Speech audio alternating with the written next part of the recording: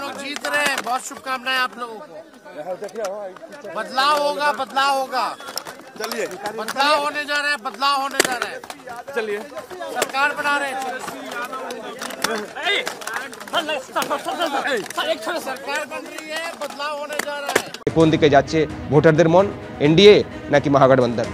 একেবারে বিজেন্দ্র, আপাতত তোমায় ধন্যবাদ। তবে ইতিমধ্যেই দুপক্ষেই সেলিব্রেশন কিন্তু শুরু হয়ে গিয়েছে। বেলা 11টা থেকে 12টার মধ্যে ট্রেন্ড আমরা বুঝতে পারবো। তবে খানা পিনা কিন্তু ইতিমধ্যেই তার আয়োজন শুরু। দিল্লিতে বিজেপির সদর দপ্তর, যেখানে ইতিমধ্যেই কিন্তু জলখাবারের প্রস্তুতি শুরু হয়ে গিয়েছে। আর পাশাপাশি আপনারা দেখছেন মোকামায়, যেখানে আরজেডি তারা কিন্তু মিষ্টি বিতরণের প্রস্তুতি ইতিমধ্যেই শুরু করে দিয়েছে।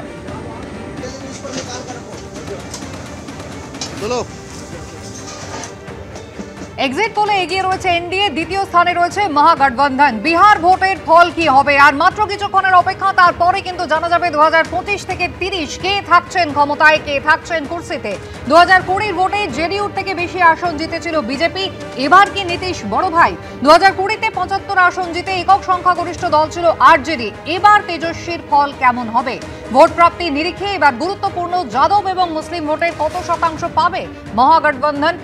ভোটে বিহারের মহিলাদের রায় যাবে কোন দিকে? ভোট কেড়ে ফলাফলে কতটা গুরুত্বপূর্ণ হতে পারবেন প্রশান্ত কিশোর, আসাউদ্দিন ওয়েসি কিংবা তেজ প্রতাপ? দেখো, আমি শুরুতে বলবো আজকের বিহারের ইলেকশনের রেজাল্ট ভীষণ ইম্পর্টেন্ট জাতীয় রাজনীতির কনটেক্সটে। অর্থাৎ এই রেজাল্টের উপর ভিত্তি করে কিন্তু নরেন্দ্র মোদী সরকারের স্থায়িত্ব বা স্টেবিলিটির ভাঙার সম্ভাবনা কিন্তু দুটোই তৈরি হতে পারে।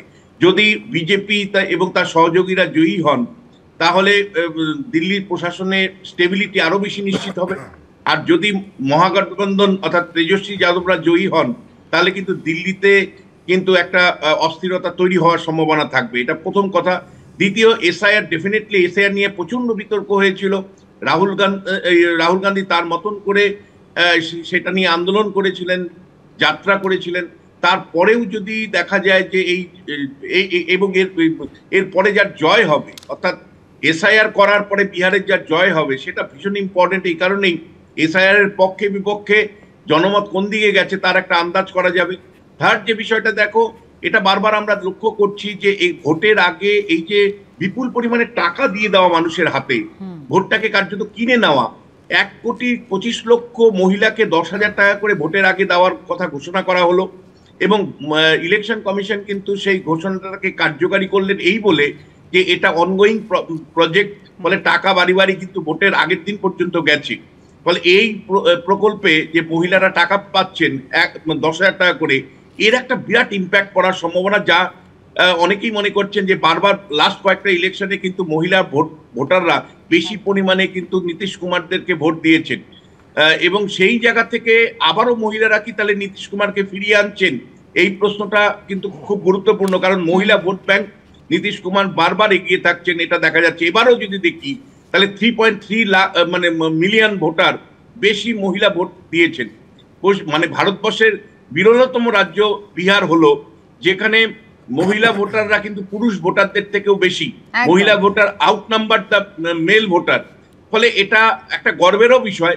আবার একই সাথে তোমাকে আমি বলতে চাই যে মহিলা ভোটারদের এই বিরাট টার্ন আউট কিন্তু ভোটের ফলকে ডেফিনেটলি প্রভাবিত করবে। এবং সেই ক্ষেত্রে মানে এক্সিট পোলের যারা প্রজেকশন করেছেন, আমি তাদের সাথে কথা বলেছি, তাদের অনেকেরই বক্তব্য যে মহিলা ভোট ব্যাংকের দৌলতেই নীতিশ কুমার আবারও একবার ক্ষমতায়। এবং মহিলা ভোট ব্যাংক নীতিশ কুমারের একটা বড় সহায়, সেটা আমরা এত বছর ধরেও কিন্তু দেখে এসেছি।